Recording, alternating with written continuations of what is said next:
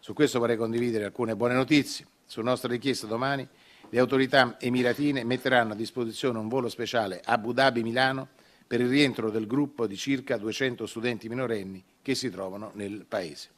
È il ministro degli esteri Antonio Tajani a dare la notizia che tante famiglie aspettavano.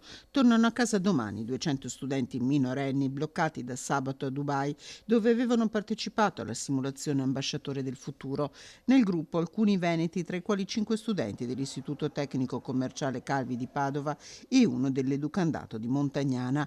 A confermare la notizia anche il dirigente scolastico del Calvi, Giuseppe Turetta. Mi ha appena contattato, mi ha detto che come concordato col ministro Tajani, domani rientreranno 200 studenti minorenni, tra i quali anche i nostri. La partenza è prevista per domattina alle 7, quando i giovanissimi, ospitati in un albergo di Dubai, verranno trasferiti ad Abu Dhabi, dove si imbarcheranno in un volo diretto a Milano, arrivo previsto nel pomeriggio. È pronto a mettersi in auto anche Luca Malimpensa, la figlia Laura, 16 anni, studentessa del Calvi, è a Dubai. Il contatto con lei non si era mai fermato in questi giorni. Io sento mia figlia più volte al giorno, io ho la mamma, insomma la sentiamo abbastanza tranquilla, poi dipende dal momento e dalla situazione che si crea. Stati istruiti quando arrivano gli alert sul telefono di come muoversi, di dove andare, hanno preparato praticamente delle stanze con i bisogni che servono al momento.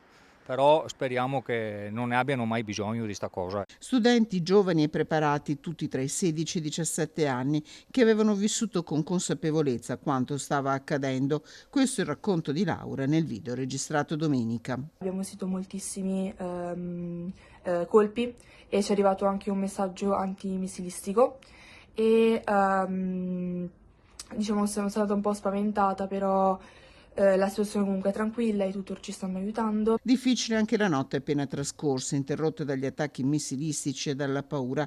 Il collegamento con l'Italia non si è mai fermato. Per le famiglie degli studenti è stato anche creato un canale diretto con l'aiuto del dirigente scolastico Turetta, in costante contatto con il Consolato Generale d'Italia a Dubai.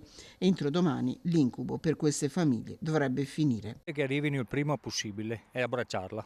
Non solo lei, ma anche tutti gli altri studenti che sono là con lei, tutti gli italiani dell'area.